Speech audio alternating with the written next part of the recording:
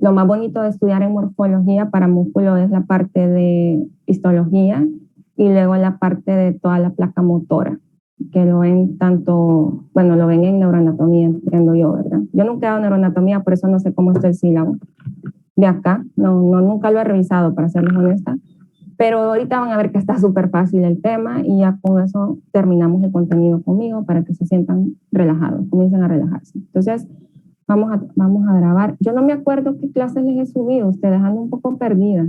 No me he puesto a revisar. Estamos al día. ¿Quién se acuerda? Recording in progress. Les he subido todo. Voy a revisar hoy. Yo ayer revisé y falta la clase de la semana pasada. Ok. Y video, ¿verdad? Entonces vamos a subir eso, a eliminar todo lo demás. Y, bueno, acuérdense que hay que hacer repo también, el que tenga que hacer repo, pero no lo tengo aquí en esta hoja de programación. Porque siempre quito las cosas y luego me piden que las vuelva a subir, entonces por eso no las he bajado, no las he quitado todas del Drive. Entonces, miren muchachos, sistema muscular, un sistema súper fácil, embriológicamente hablando, en realidad su complejidad es más que nada histológica y la parte de fisiología que es súper bonita, por eso que el músculo es una membrana excitable y yo espero que lo disfruten bastante cuando lo vuelvan a revisar en fisiología. Entonces, bueno, están los objetivos. Vamos a ver quién se atreve. ¿Quién me marca? No me tiene que decir nada de entrada. ¿Quién me marca ahí músculo liso? Usen su marcadorcito. ¿Quién me marca músculo liso?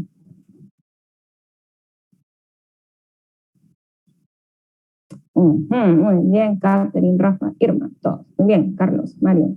¿Por qué músculo liso? ¿Qué tip me les dieron allá Porque no tiene estrías. ¿Qué otro tip? Por relacionamiento de los núcleos también. La forma de los núcleos también. Muy bien. Los núcleos en forma de tirabuzón, ¿verdad? ¿Leyeron eso en el libro? Como cigarrito aplastado también, así se les menciona, es como de las formas más fáciles. Muy bien ustedes, no hay estriaciones, no vemos esas delimitaciones entre fibras, mucho menos discos intercalados y los núcleos ayudan a dar la respuesta. Cuando alguien se quiere confundir con un tejido conectivo ahí medio denso, es como, mire los núcleos ayudan a dar la respuesta porque tienen esa formita como que los aplastaron, que eran como fusiformes, pero luego los aplastaron. Esa es una forma fácil de reconocer. Ok, búsquenme quién se marca ahí el músculo cardíaco. Manuela, Alison, muy bien. Súper. Ay, ¿por qué es músculo cardíaco? Presenta ramificaciones, discos intercalares. Músculos no están en la periferia, sino que están centrales. Muy bien. ¿Y dónde están los discos intercalares? Mánchense uno, a ver. Muy bien, Alison. ¿Quién se ve otro? Muy bien, Irma. Tienen buen ojo ustedes. Muy bien. Bueno, el último ya lo saben. ¿Cuáles serían las características histológicas del último? Una, rápida. Los núcleos están en la periferia. ¿Qué más?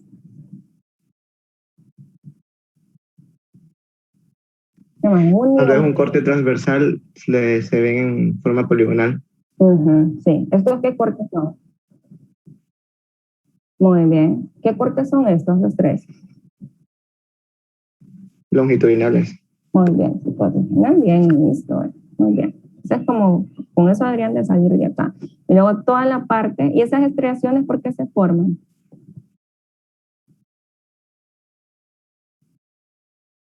¿Cómo se llama esa estructura de organización muscular? Sarcómero. ¿Le gustó el tema ese? Sí, lo explicaron bien. Es uno de mis temas favoritos. Sí, el periodo pasado, cuando nos agarró la pandemia, le metimos bastante fisio a la membrana, todo el movimiento del calcio, no sé si lo vieron así, si no, revísenlo, en el libro de Rosa está, si no, busquen el libro ahí está súper explicado fácil, el libro de Linda Constanzo, de fisiología, búsquenlo, está descargable en internet. Se los recomiendo bastante para algunos temitas de histología, para ampliarlos más bonitos. Tiene diagramas súper excelentes que hacen que los estudiantes rapiditos se entiendan los conceptos. Entonces, búsquenlo. Linda Constanzo se llama. Tiene muchos conceptos buenos de fisiología. Ok, sí, a mí también es uno de mis temas favoritos. Ok, entonces comencemos. Eso ya se lo saben, nos vamos a avanzar. Hablemos del tema que nos compete antes de que me vaya la hora y ya no nos deje ir a comer si es que no han comido. Entonces, acuérdense que son 3 tipos, ustedes eso ya lo saben súper bien. Obviamente, ¿qué tipo de, cómo clasificamos al músculo dentro del mundo de los tejidos? ¿Qué tipo de tejido es?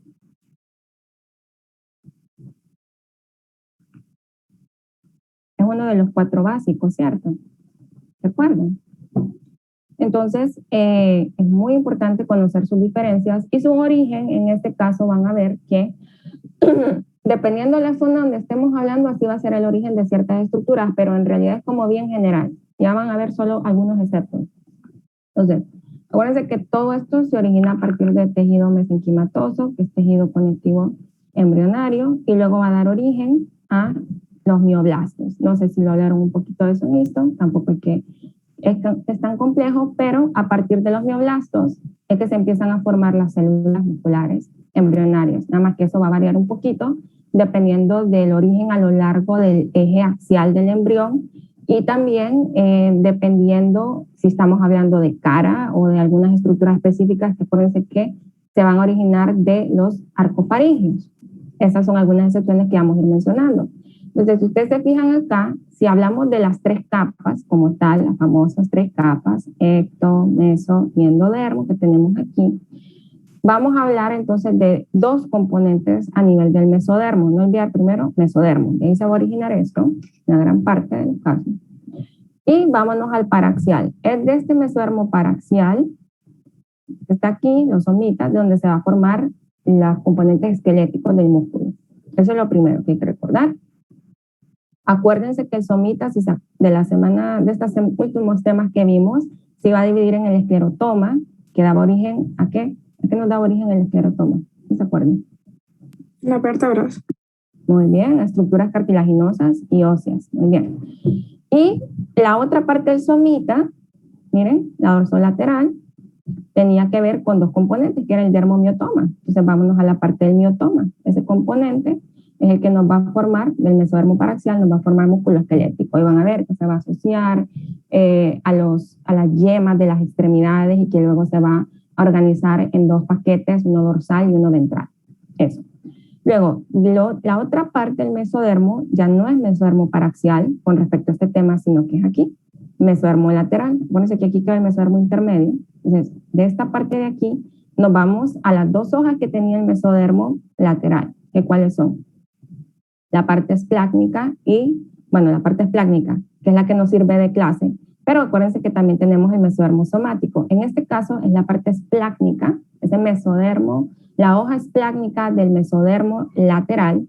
En ambos casos, si se fijan, nos va a dar origen a músculo liso y músculo cardíaco. Y esto va a tener que ver con su asociación a otras estructuras. En el caso del tubo digestivo, que acuérdense que de aquí se va a formar, ¿se acuerdan? Esta parte de aquí empieza a sellar, ¿se acuerdan? Aquí está, intestino primitivo. Entonces, ese mesodermo esplácnico que está aquí, ese que lo rodea es el que nos va a dar origen, perdón muchachos, toda la clase yo estuve así, al músculo liso, asociado al tubo digestivo. Además de eso, como ustedes ya vieron digestivo, seguramente en histología saben que no solamente hay músculo liso ahí asociado, sino que, ¿cuál sería la otra capa? Después de las capas musculares. ¿Quién se acuerda?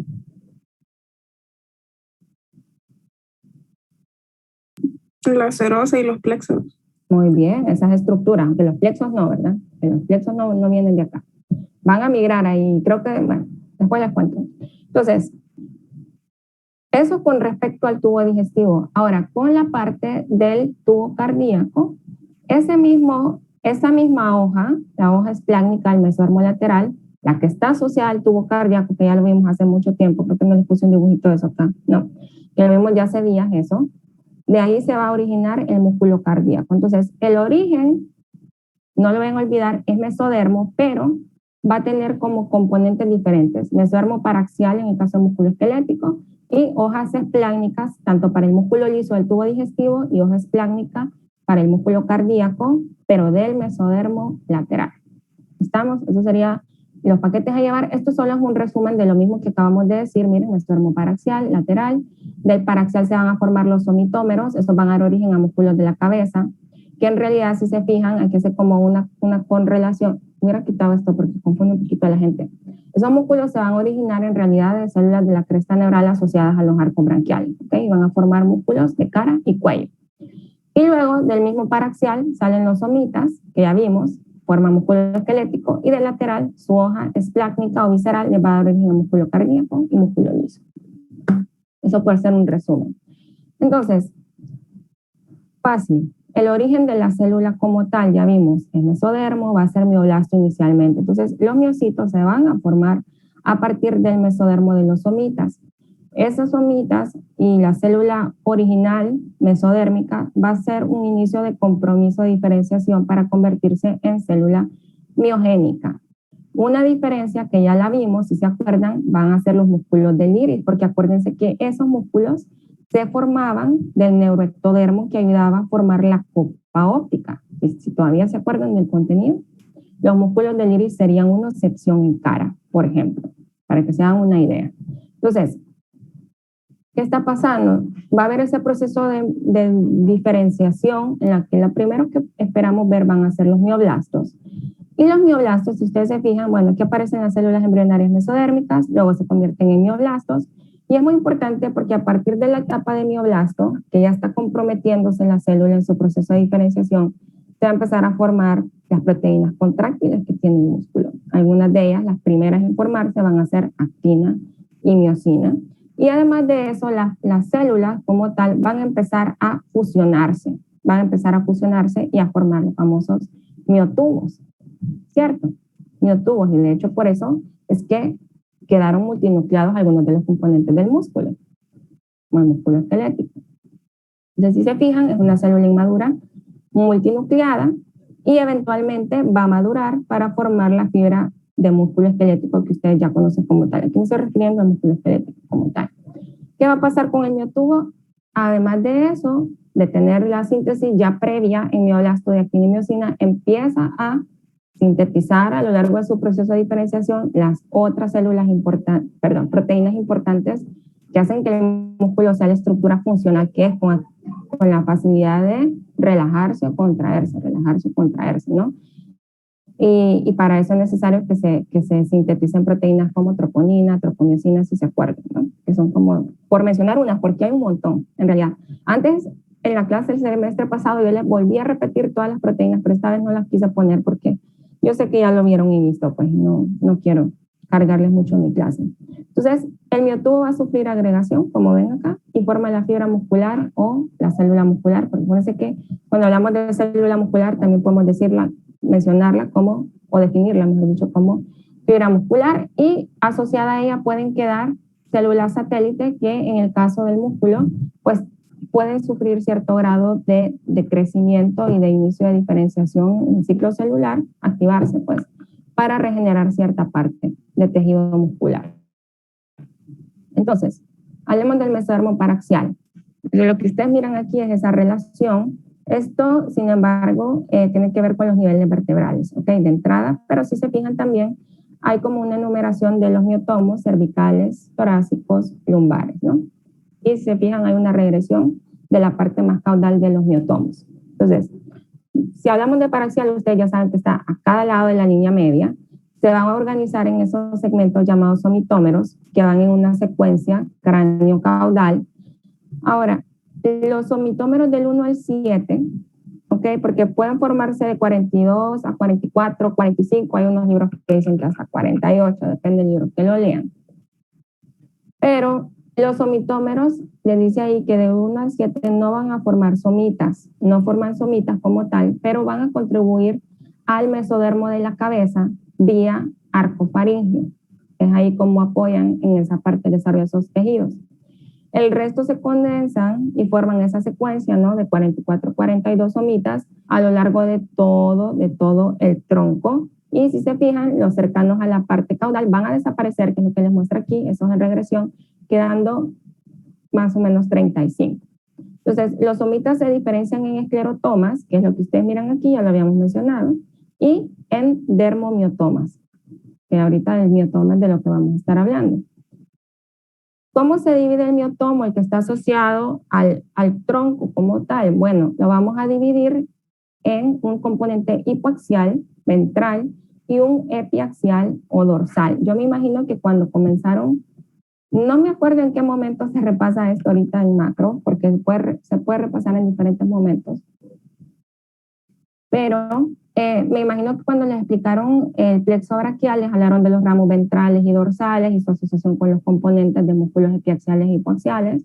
Probablemente en ese momento se los explicaron un poco y tiene que ver con la organización de los miotomos, ¿ok? Y de los nervios que se están formando en ese momento. Entonces, si miran esta imagen, aquí tenemos la médula espinal y aquí tenemos las raíces, si se fijan acá. Las raíces, ¿cierto? Dorsal, ventral o posterior y anterior. Vemos la unión, el nervio que se está formando y luego vemos que salen los ramos ventrales primarios que van a ser dorsales y ventrales. Eso se va a asociar a la división de estos miotomos que estamos creando.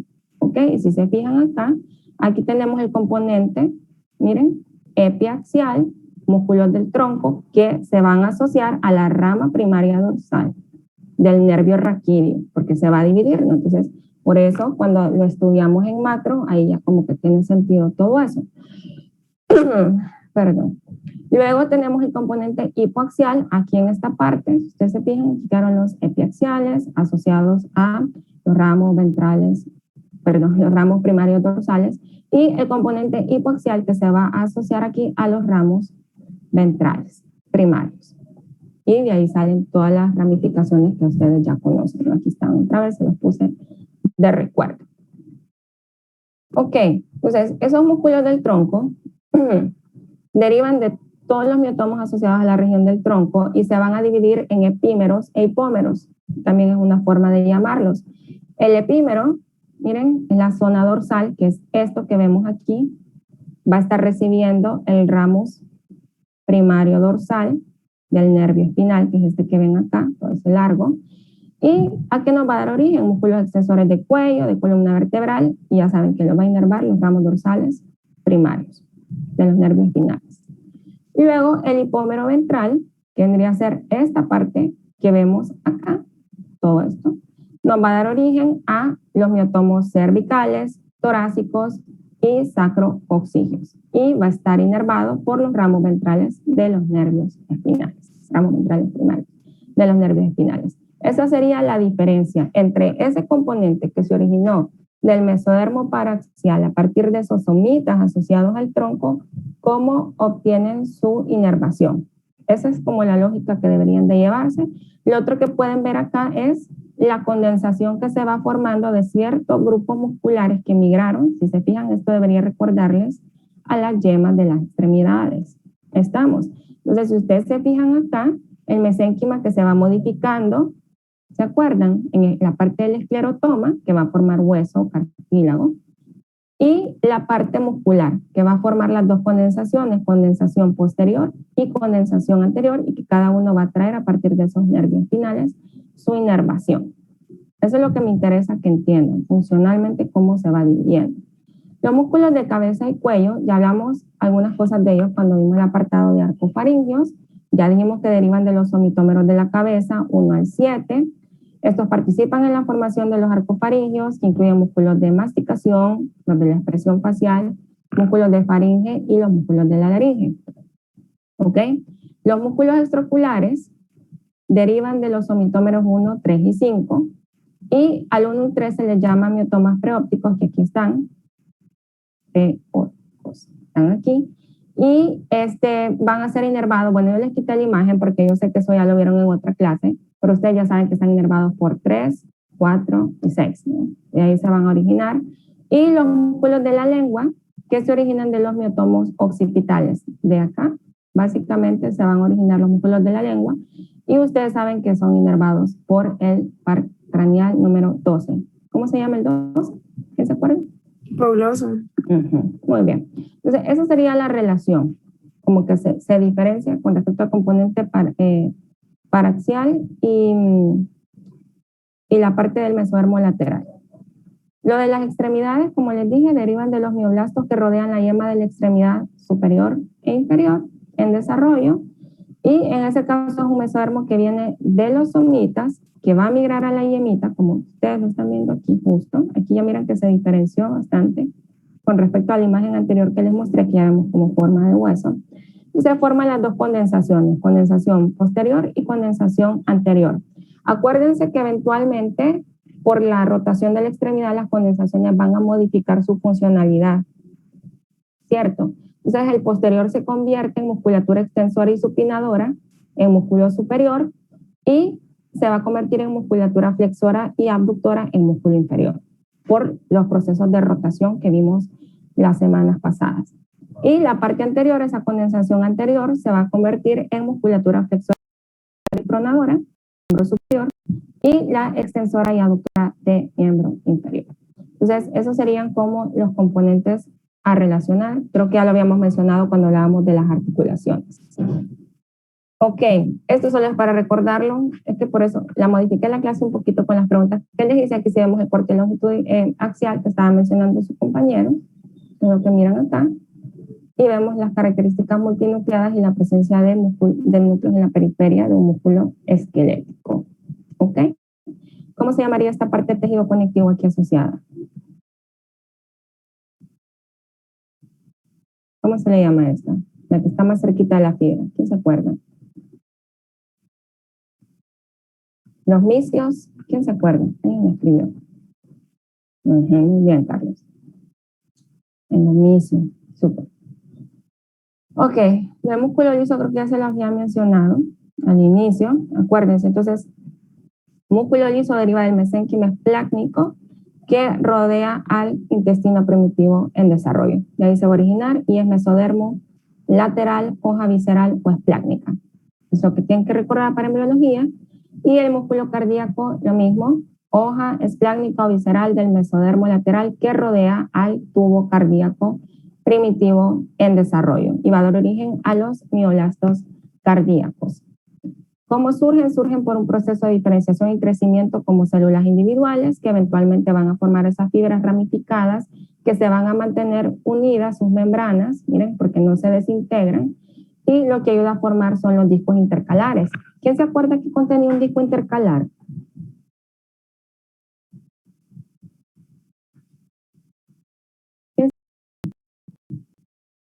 ¿Qué componentes de unión entre membranas tenían los discos intercalares?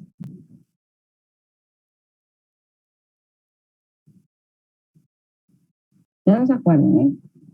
Si es un músculo con membrana, si es un músculo, si es un tejido con membrana excitable, vamos a ver aquí me escribió, ajá,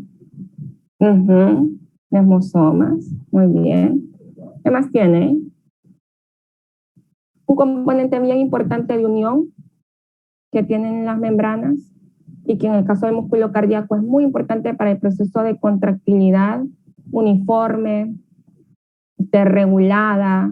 Muy bien, uniones GAP, Carlos. Está volando, Carlos. Excelente. Muy bien, Rafa, también. Coseta.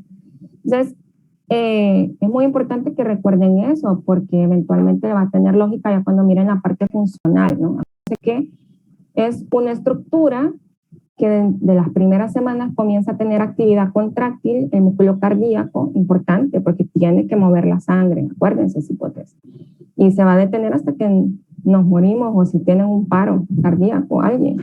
Entonces, necesitamos que tenga un buen refuerzo entre sus membranas. Un muy buen refuerzo entre sus membranas, al igual que el músculo esquelético tiene que tener buena proteína distrofina para que se contraiga adecuadamente sus fibras. Esos discos los discos intercalares, del músculo cardíaco son sumamente importantes para mantener la estructura de la fibra muscular como tal, para mantener en orden el proceso de contractilidad y muy importante el movimiento de iones gracias a la presencia de esas uniones CAP que hay ahí también. ¿Estamos? Entonces, eso básicamente para llevarlo de recuerdo. ¿Qué más avanzamos acá? Bueno, ahí estamos viendo las diferencias. Ya las mencionaron ustedes, las conocen súper bien. Y correlación clínica. Bueno, puede ser que algunos pacientes puedan nacer con falta de músculos puede ser. Cosas descritas, no es cosas que lo van a ver día a día tampoco, pero existe uno que se conoce como el síndrome de abdomen en ciruela o Crown Belly, así se le llama, y en este caso estos pacientes tienen la musculatura abdominal ausente o muy hipoplásica y tiene que ver con los músculos del hipómero que no se desarrollaron bien. La artrogriposis múltiple congénita, muchísimo más raro todavía, y en este caso hay una amplia anomalía, si se fijan, en el que se afectan articulaciones y está asociado a contracturas y limitación del movimiento desde que el bebé está inútero. Y la tortícolis congénita, esta le vamos a poner un poquito más de atención porque la podemos asociar a partos distóxicos, ¿ok? Los partos, un parto vaginal normal, fluido, por decirlo así, con buena actividad contráctil, con buen empuje de la madre, con un buen canal vaginal apto para el tamaño del bebé, pues es eutóxico, o sea que es normal, o sea, está bien, todo salió bien, todo fue fluido, pero puede ser que los partos sean distóxicos. Cuando se altera, un bebé muy grande, no hay un buen empuje, no hay una buena contractilidad. Entonces, el parto se vuelve complicado y en el momento, no sé si alguien ya presenció un parto, si no lo van a hacer a futuro y se van a acordar de mí, pero acuérdense que ahí lo van a ver, o sea, ni siquiera me voy a poner a hacer mates porque no me ven las manos, yo sé. Pero van a ver que la cabecita, obviamente, ¿no? Si viene cefálico, el bebé es lo que con lo que nosotros vamos a trabajar para ayudar en el proceso. Muy importante el empuje de la mamá, pero uno orienta la salida, ¿cierto? Hay que jalar un poquito. Hay que hacerlo con mucho cuidado. Puede ser que en algunos partos distóxicos, con ese movimiento que se le hace al bebé porque se le agarra la cabecita, puede haber una lesión del músculo esternocleidomastoideo. ¿Okay? Se puede lesionar ese músculo. Y el problema es que se puede formar un hematoma y eventualmente eso se puede fibrosar, se altera el tejido como tal y eso puede causar una tortícolis congénita, ¿okay? En la que el músculo esternocleidomastoideo, por la fibrosis secundaria a la lesión primaria que tuvo en un parto, se acorta, se fibrosa esa zona y entonces el bebé pues, va a tener una rotación e inclinación de la cabeza a ese lado. ¿Estamos?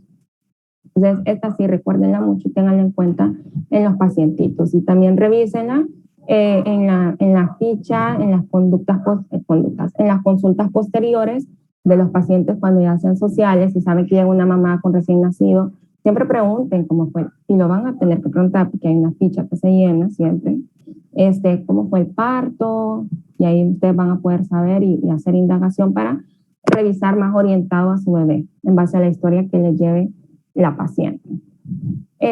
Distrofia muscular de Duchenne, depende cómo le quieran decir, es un desorden genético ligado al cromosoma X recesivo. ¿Por qué? Bueno, se muta un gen que codifica la distrofina. Y la distrofina es una proteína que aquí se las puse, no sé si la hablaron en histología. Tenemos la sarcómera dentro del sarcoplasma, por decirlo así, y luego está el sarcolema, que es la fibra, ¿no? Todo es la fibra. Ando perdida hoy. Es la membrana del músculo y aquí tendríamos sarcoplasma y las fibras, la sarcómera con toda su organización. Entonces la distrofina, que es la proteína en cuestión de ahorita que vamos a hablar, es muy importante porque ayuda a anclar la estructura de la sarcómera con la membrana del músculo, para que cuando se dé el proceso de acortamiento y elongación se haga de una forma ordenada. O sea, que todas se vayan como en el mismo lado, por decirlo así. Entonces, ¿qué pasa cuando se altera la distrofina? Que es esa proteína de conexión entre estructuras de la sarcómera y la membrana celular. Entonces, ahí les dice, ¿no? Ancla el citoesqueleto de actina del músculo esquelético a la membrana extracelular y ayuda a la estabilización de la estructura muscular cuando se da el movimiento contráctil. Entonces, ¿qué pasa cuando no está bien esa proteína? Hay debilidad muscular progresiva y desgaste y pues al final del día el paciente puede morir por fallo respiratorio o fallo cardíaco y son pacientes que mueren pronto, ¿no? A finales de los 20, 30 años son pacientes que sus músculos pues dejan de funcionar bien rápido por alteración de esta proteína. Se los traigo siempre, no es muy frecuente, pero sí tiene prevalencia importante en ciertas poblaciones. Aquí pueden ver la relación, cómo se tiñe, ¿no? Esto es un músculo normal Y aquí vemos a un paciente con distrofia muscular, en la que no hay una buena tensión y delimitación entre una fibra y otra, que es lo que están viendo ahí. Y se los traigo porque nosotros tenemos una doctora muy famosa afuera, que yo no sé si la conocen. ¿Alguien ha escuchado a la doctora María Lorena Vallecillo? No. ¿Nadie? No, la van a ir a buscar entonces, porque voy a dar una tarea con ella. Búsquenla en Twitter, búsquenla en Facebook. Ella me dio clase a mí, fue mi maestra de bioquímica. Y ella es ingeniero químico y bueno, sacó su doctorado y se encarga de hacer estudios para los pacientes que tienen distrofias musculares. Okay, creo que está en la Universidad de Utah, si no me equivoco, y es un representativo muy importante que salió de nuestra universidad. Y vamos a ver qué estudio de ella ponemos de tareita, si es que no quieren que la combine con el caso clínico, ¿verdad? Pero vayan a buscar quién es María Lorena Vallecillo, la doctora María Lorena Vallecillo. Ella está haciendo estudios sobre el manejo y posibles terapias de tratamiento para pacientes con distrofias musculares. No sé si tienen alguna pregunta, porque hasta